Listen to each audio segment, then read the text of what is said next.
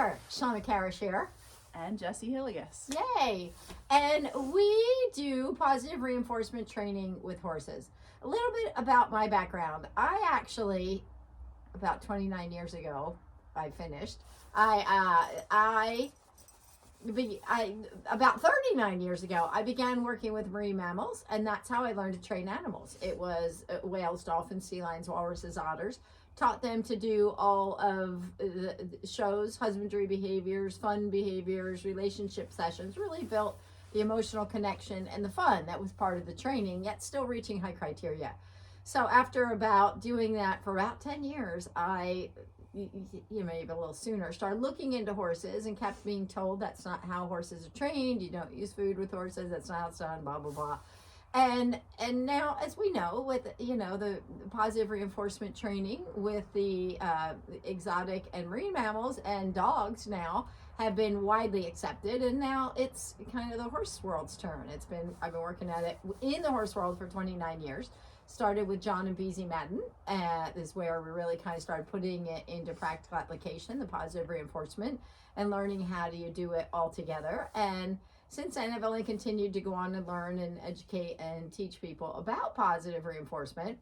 And it has been a great run. And then not so long ago, I met Jessie. To you. Who is?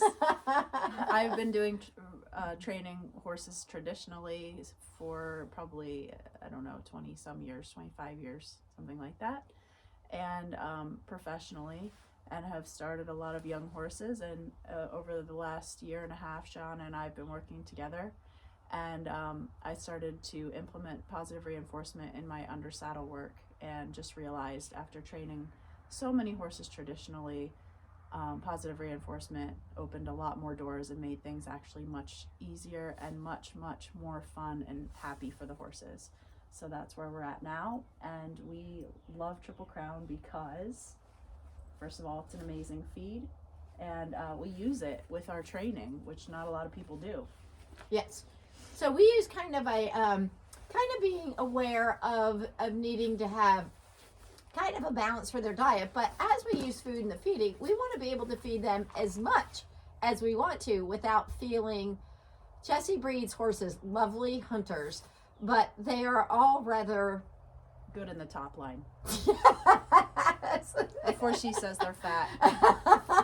So they are easy keeper. Genetically, they have a lot of roundness to them. So we want to be able to use lots of food and not worry about that, but still fit within their diet. And yet we also have horses who are young horses. Yearlings. So we have a couple yearlings up to, 14, 15-year-old horses. So we kind of have a lot of needs to meet in between and trying to keep them ideal, but be able to use as much food as possible. So we tend to use a mixture of some hay pellets, just some good forage to be underneath it all, to feel like we can feed plenty of. But we also look to the Triple Crown for the nutrients that they give our horse, and the keeping in line with wanting to keep them in the best shape we can, to keep them liking their food, interested in the food, keep them healthy. They're athletes as well as living beings that need to be, conscientiously fed. So we feed a mix typically. We mix in our bucket. We mix some of the some hay pellets with some of the Triple Crown Light and some of the Triple Crown Senior, because it keeps it very palatable, very much they like it. Utilizing the feed tends to minimize the choke, because sometimes hay pellets, some horses are prone to a little more choke with straight hay pellets. You mix some of the feed there and it tends to kind of slow that part down. Also, we're hand feeding, so it goes a little slower, but we chose Triple Crown because it makes a difference in the horses. And Jessie always has used Triple Crown with the young horses, and the Triple Crown Senior with the young horses. And I'll let Jessie tell you a little bit about that. And even when you deviated from Triple Crown for a little bit, somebody came in and sold her a different plan, but then I'll let Jessie tell it. So I've been breeding warm bloods for a number of years, and I only do one, maybe two a year. And I'm very focused on what their nutrition is. So this, I used to actually, we don't feed the young horse one because it's hard to get in our area. I was told that senior is almost identical, and so we've been always feeding that, and every single one that I've done have turned out really well. Their x-rays have all been really good, and things like that are super important to breeders. And the senior has been super palatable for a young horse that's just starting to be eaten. The light, on the other hand, the horses are, as Shauna said, have a really good top line. They don't need quite as much, and so we like it for that. And also with our training mix too, because then we don't feel like we have to feed less. Yeah, so we can feed ample amounts of it mixed in, and without having, dietary struggles from having it too rich, too much. But yet there's still really good stuff in there, and you can feel good about feeding it. So we're not feeding all candy bars. Yeah. So even though we'll make some carrots, maybe some treats in there, whether there's some, sweeter treats or some low sugar treats are also great too, and some carrots and apples in pieces in there just to keep it a little diversified. But we're big proponents of the utilizing good food. Their diet is really important, and it affects behavior. And I think this is an important thing to keep in mind. Being conscientious and feeding them things that help keep them in top physical shape also can help keep them in top emotional state. So if we have a horse with too much energy or things that aren't working with them physically, it affects behavior. And this is what we're all about, is behavior and trying to create good emotions being part of the training process. So a horse who's physically is sustained, because we train up until, getting them into shows. We want them to be athletes and be in top physical condition for that.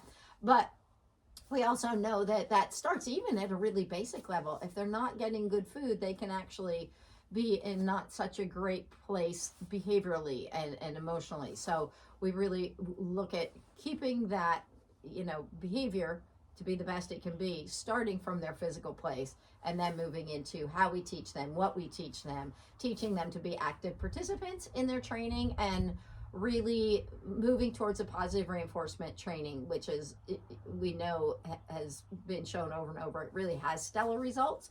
So we try to focus on that and going there and helping to teach people to understand it. There's one thing we know for sure. If somebody says nope to positive reinforcement, they don't know what it is. It is science. It is based in science. We didn't make it up. This isn't our opinion. These are proven science. And now neurobiology and neuroscientists are coming along behind us and proving some of the things that we could only see from anecdotal situations. We now have seen, as we understand now what's going on in the brain. So it's a super exciting time for horses, I think. And I think it is a great way to be moving forward and teaching young horses to be active participants in their training and putting something in it that they value. One of the things that Beezy had said long ago is she loved that now there's finally a way, once we first started using the positive reinforcement with them over there at Mad Mountain, we'd love that there's finally a way to tell the horses yes, that you've done something correct. Typically when they do something correct, we just leave them alone. And now we get to put something in it that they value that's very salient and valuable to them. So the outcome is a learner who's invested in the training and the outcome of the training. And so that is a huge difference. I mean, what's in it for your horse to have a flying lead change? Not as much. Put something in it and all of a sudden it's much more valuable. So we're Shauna and Jesse, and we're out here teaching about positive reinforcement. We are tickled to be part of the Triple Crown team, and we look forward to seeing you out there, out and about. Yes. Bye, guys. Bye.